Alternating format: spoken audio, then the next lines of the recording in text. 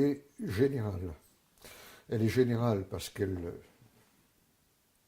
se manifeste dans tous les domaines, politique, social, crise financière, crise de civilisation d'une manière générale. Donc ça va très au-delà de la France. C'est lié à une évolution générale des choses, au fait que nous sommes sortis de la modernité pour rentrer dans la postmodernité, que les anciens repères qui permettaient aux gens de se guider dans la vie se sont effacés ou ont été supprimés, déconstruits, et on est dans ce qu'on appelle la crise. Le mot crise est un mot un peu vague, qui montre que rien ne va plus normalement, rien ne va plus comme avant, on ne sait plus très bien vers quoi se tourner. Alors, ça paraît très abstrait, mais il y a aussi des retombées concrètes, évidentes, sur le plan social en particulier. On assiste à une baisse des salaires ou à une stagnation des salaires. Il n'y a plus de croissance économique, les gens n'ont plus de pouvoir d'achat, les mesures d'austérité qui ont été prises par les différents gouvernements à la suite de la crise financière de 2008, qui s'est traduite pour les États par un endettement public extraordinaire, font qu'on a on a mis en œuvre des politiques d'austérité dont les effets ont été désastreux. Mais au-delà de ces aspects matériels, concrets, auxquels les gens sont très sensibles, il y a une crise générale de civilisation. Il y a un épuisement des doctrines, un épuisement des récits, un épuisement de tout ce qui donnait du sens. Et finalement, la meilleure définition qu'on puisse donner d'une crise, c'est une perte de sens. Le sens dont les gens ont besoin pour vivre, tout simplement. Est-ce que vous croyez que cette perte de sens est guidée par la doctrine postmoderniste, des doctrines de Foucault, de Bourdieu, ça a joué un rôle, mais on ne peut pas dire c'est Foucault, Derrida qui ont créé la crise. Ils ont contribué à déconstruire un certain nombre de choses. Et puis après, il y a des dynamiques qui se mettent en place, qui ne sont pas toujours des dynamiques dirigées, pilotées par des gens. Vous savez, c'est comme il y a une sorte de phénomène cybernétique, c'est comme la science. La technoscience se développe d'elle-même, il n'y a pas quelqu'un qui la dirige, mais le résultat est le même. Le monde financier, c'est un peu la même chose. Et quand on regarde, Alors sur le plan politique, puisqu'il faut en venir au plan politique, on assiste à un épuisement de la vieille classe politique représentée par des grands partis de gouvernement qui, au fil des années, réunissent tous ensemble un nombre de suffrages de plus en plus petit. Je dirais qu'on est passé d'une société, vous savez, il y a une théorie, la société des 2 tiers. Ça voulait dire qu'on vivait dans une société où à peu près les 2 tiers des gens étaient plus ou moins satisfaits du monde dans lequel ils vivaient, et puis il y avait toujours 1 tiers de mécontents. Aujourd'hui, c'est renversé. C'est-à-dire qu'il y a 2 tiers de mécontents, et il n'y a plus que 1 tiers de gens qui sont satisfaits de leur situation. Donc c'est un changement considérable. Ça s'est traduit en particulier par une défiance qui est mesurée par les sondages et qui monte depuis 20 ans, une défiance envers les élites financières, politiques, médiatiques, tout ce qui est en haut, qui est perçu comme une oligarchie soucieuse de ne défendre que ses propres intérêts. Donc il y a un fossé qui s'est ouvert entre le monde qui dirige et le peuple.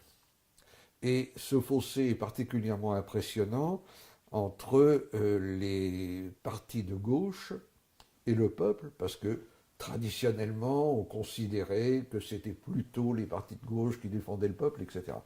Aujourd'hui, ce n'est plus le cas. On le voit très bien d'abord sur le plan théorique. Les partis de gauche se sont ralliés au système capitaliste, ils sont rentrés dans le système du marché, hein. Et d'autre part, le peuple aujourd'hui, il vote plutôt à droite, ou il vote pour le Front National, ou il s'abstient, hein. C'est-à-dire que la crise de défiance entraîne un déplacement des votes et d'autre part une montée de l'abstention, c'est-à-dire une montée des gens qui sont découragés parce qu'ils ne trouvent jamais quelque chose qui les satisfait. Un autre facteur important qui joue, c'est le recentrage des programmes, c'est-à-dire que les partis qui se disent de droite ou de gauche, finalement, font la même politique. Et les gens voient bien que qu'ils votent pour les uns ou pour les autres, finalement, ça ne change pas grand-chose. Les gens voient aussi que sur les problèmes qui ont le plus affecté leur vie quotidienne, l'immigration, la mondialisation, le déploiement de l'Union européenne, on ne les a jamais consultés, et quand on les a consultés, on n'a pas tenu compte de leur avis, comme ça s'est passé en 2005, lorsque les Français avaient dit non au projet de traité constitutionnel européen, et que finalement on a fait comme s'ils avaient dit oui, n'est-ce pas? Donc là, le cœur de la crise sur le plan politique, c'est la défiance, la coupure entre le peuple et les grands partis, la montée de mouvements atypiques, hier marginaux, mais qui prennent de plus en plus d'importance, qu'on appelle de façon généralement méprisante ou péjorative des partis populistes, hein, mais qui ne cessent de monter au détriment des grands partis politiques. Et on en a eu beaucoup d'exemples. Par exemple, la montée de Syriza en Grèce a fait disparaître le vieux parti socialiste. C'est un peu la même chose qui se passe en ce moment en Espagne avec la montée de Podemos. L'élection présidentielle autrichienne a vu s'affronter un écologiste et un populiste. Les deux grands partis autrichiens ont été absents du scrutin. Il y a eu le phénomène du Brexit, il y a eu le phénomène de l'élection de Donald Trump. Donc, on voit bien qu'il y a une déstabilisation générale. Et en France, où les choses sont allées beaucoup plus vite que je ne le pensais, on assiste un peu au même phénomène. Est-ce que vous croyez que le populisme peut devenir l'idéologie, pas rester uniquement le style? Je ne crois pas. Le populisme, je crois que c'est une erreur de parler d'idéologie populiste. Lorsqu'on regarde les mouvements populistes, on voit une extraordinaire diversité. C'est pour ça qu'on dit parfois, par commodité de langage, il y a des populistes de droite, des populistes de gauche. Bon. Il y a des des mouvements populistes qui sont très libéraux sur le plan économique ou sociétal, et d'autres qui sont tout à fait antilibéraux. Donc, la vérité, c'est que le populisme peut se combiner avec n'importe quelle idéologie. Ce n'est pas en soi une idéologie, c'est un style. C'est une manière de concevoir la politique à partir de la base, de faire appel au peuple ou de parler au nom du peuple selon le schéma que j'exposais tout à l'heure. Nous, le peuple, nous ne voulons plus de cette classe dirigeante, corrompue, égoïste, qui n'est pas à l'écoute des citoyens, et ainsi de suite. C'est ce style-là, c'est l'appel au peuple.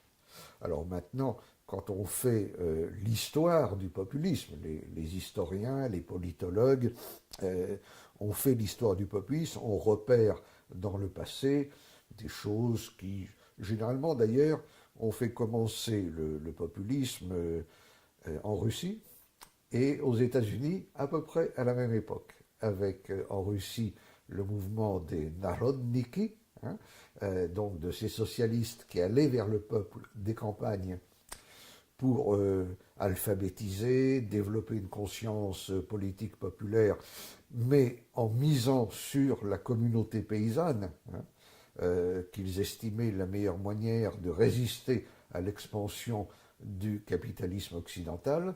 Et puis aux États-Unis, à peu près au même moment, vers 1860-1870, le mouvement qu'on a appelé les Grangers, qui était le mouvement de défense des paysans, des petits propriétaires terriens, et qui a abouti au premier parti politique, qui était le People's Party, qui a été très actif jusqu'au tout début du XXe siècle. Et puis, il y a évidemment d'autres exemples que l'on peut prendre. Ce qu'il faut retenir, c'est que le populisme apparaît toujours dans les situations de crise.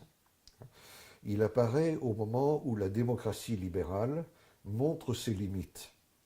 La démocratie libérale est une démocratie parlementaire et représentative. Et elle atteint ses limites lorsque les représentants ne représentent plus rien. C'est ce que la critique de la représentation, qui a été faite au XXe siècle par Carl Schmitt, avait été faite déjà au XVIIIe siècle par Jean-Jacques Rousseau. Rousseau faisait observer très justement que dans la démocratie libérale, le peuple est souverain le jour de l'élection, et uniquement ce jour-là. Car dès le lendemain de l'élection, sa souveraineté a été abandonnée au profit de ses représentants qui vont en faire l'usage qu'ils veulent et qui n'est pas toujours celui que souhaitent leurs électeurs. Et il y a une très grande vérité, évidemment, dans cette critique. Donc, le populisme souhaite revenir à une démocratie plus permanente, plus réelle, avec des procédures comme le mandat impératif qui permet de contrôler les députés une fois qu'ils ont été élus, c'est-à-dire de vérifier si ce qu'ils font est conforme à ce que l'on attendait d'eux. D'ailleurs, Jean-Luc Mélenchon propose des mesures de ce type qui permettent de contrôler ce qu'on a élu, y compris le chef de l'État, pour vérifier que c'est bien ce pourquoi ils ont été mandatés. C'est aussi le recours à des formes de démocratie plus directe, de démocratie participative. On oppose toujours la démocratie participative à la démocratie représentative. C'est aussi le référendum, une démocratie plébiscitaire, ou le recours au référendum d'initiative populaire que propose par exemple Marine Le Pen, un peu sur le modèle des référendums qui se déroulent en Suisse.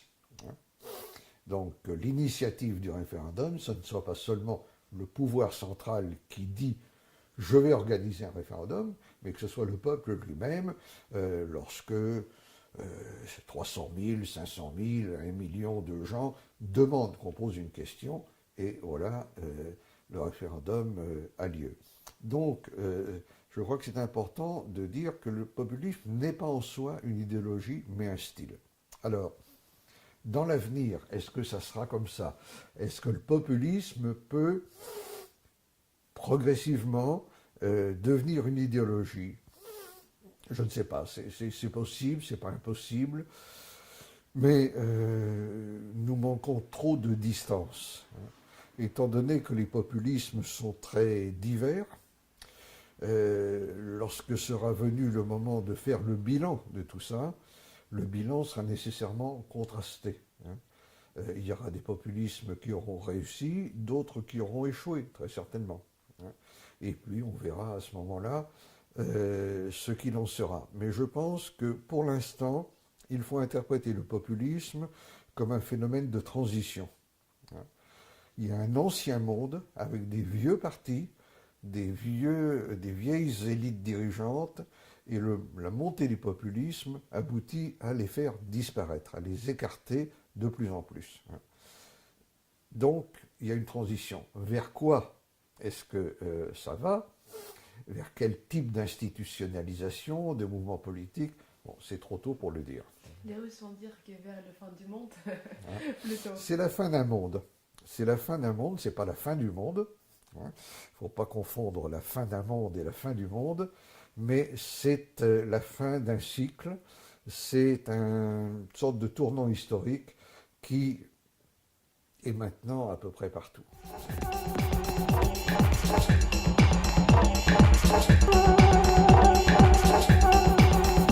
Non, je ne crois pas. Je ne crois pas parce que c'est pas du tout un mouvement intellectuel.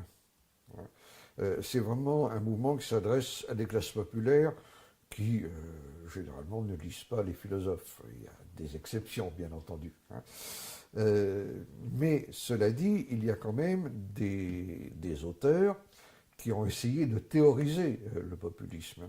Oui, il y a donc des auteurs comme Ernesto Laclau, mais également, je pense aux États-Unis, à un auteur important comme Christopher Lasch, qui s'inspirait beaucoup de George Orwell, et dont les thèses en France sont défendues par Jean-Claude Michéa.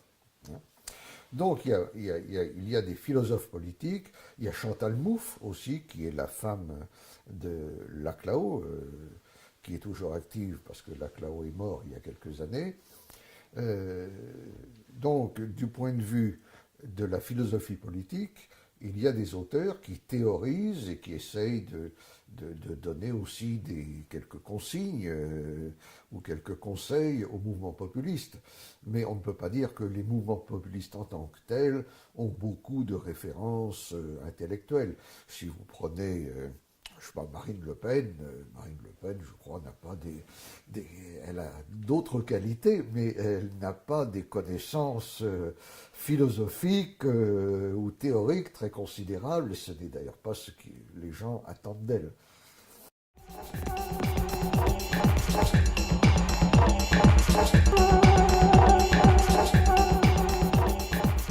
Ben, les antipopulistes adhèrent à l'idéologie dominante. Alors, qu'est-ce que c'est l'idéologie dominante? C'est pas la vieille gauche, ce n'est pas nous ne sommes plus du tout à l'époque de la domination, du vieux marxisme. On est dans autre chose. C'est un mélange de libéralisme, c'est la base, de libéralisme, d'individualisme, d'idéologie des droits individuels, c'est l'idéologie des droits de l'homme, mais étendue à l'infini, c'est-à-dire une prolifération de droits qui exigent pour être satisfait une institutionnalisation croissante pour faire droit à n'importe quel désir ou à n'importe quel fantasme présenté comme une revendication tout à fait naturelle et essentielle. C'est évidemment un économisme, c'est-à-dire l'idée que l'économie l'emporte sur le politique, donc la négation du primat du politique. C'est une conception individualiste qui refuse le holisme, c'est-à-dire qui refuse l'idée qu'un peuple est quelque chose de plus qu'une addition d'individus. C'est le phénomène de la consommation, ou ce que Karl Marx appelait le fétichisme de la marchandise, c'est-à-dire cette idée que l'homme est sur Terre pour maximiser son intérêt matériel individuel, et donc que tout ce qui permettrait de donner un sens à l'existence et à la présence humaine au monde doit être écarté comme quelque chose de pas très important ou qui en tout cas doit être sorti de l'espace privé. Donc c'est cette idéologie très pesante qui a son prolongement naturel dans le mondialisme ou le cosmopolitisme. Je dirais que c'est une idéologie qui vise à la suppression des limites. C'est-à-dire, les limites, c'est les différences, les frontières, tout ce qui permet de distinguer, tout ce qui permet de différencier, cette idéologie-là veut le supprimer. Le capitalisme est un dispositif d'arraisonnement du monde qui est mu par l'illimité, l'illimitation, c'est-à-dire qu'il faut toujours plus de profit, toujours plus de marché, toujours plus de marchandises. Le toujours plus, c'est le mot d'ordre de cette tendance.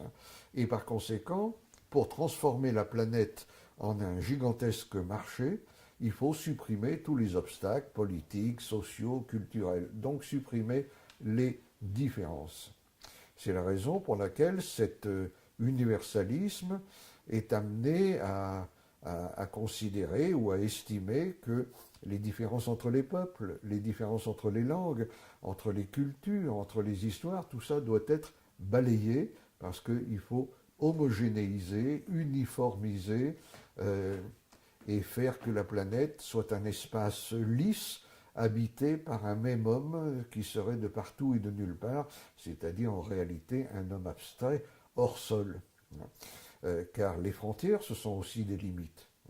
Donc le mouvement sans frontiérisme que l'on voit aujourd'hui se développer, ça c'est vraiment l'antipopulisme, parce que le cœur de l'aspiration populiste, c'est l'aspiration des peuples à rester à peu près eux-mêmes, c'est-à-dire à continuer d'exister avec leurs valeurs, leur histoire, leur culture, leur mode de vie, leur façon d'être, leur façon d'exister, qui aujourd'hui apparaît comme menacée. Donc il y a dans la protestation populiste, et je dirais pas seulement le populisme des partis populismes, mais ce que Vincent Cousselière appelle le populisme du peuple, c'est-à-dire le désir de se perpétuer, de durer, de continuer à exister, et pour cela d'être souverain sur les conditions de sa propre reproduction sociale et historique. Donc là, la question de l'idéologie des adversaires du populisme, au fond, c'est ça. Le populisme veut du local, les antipopulistes veulent du global. Les uns veulent se réenraciner, les autres veulent se déraciner. Les uns veulent des circuits longs, les autres veulent des circuits courts. Et par conséquent, il y a une rupture qui est très fondamentale et qui va au-delà des affrontements droite-gauche qu'on a pu connaître dans le passé.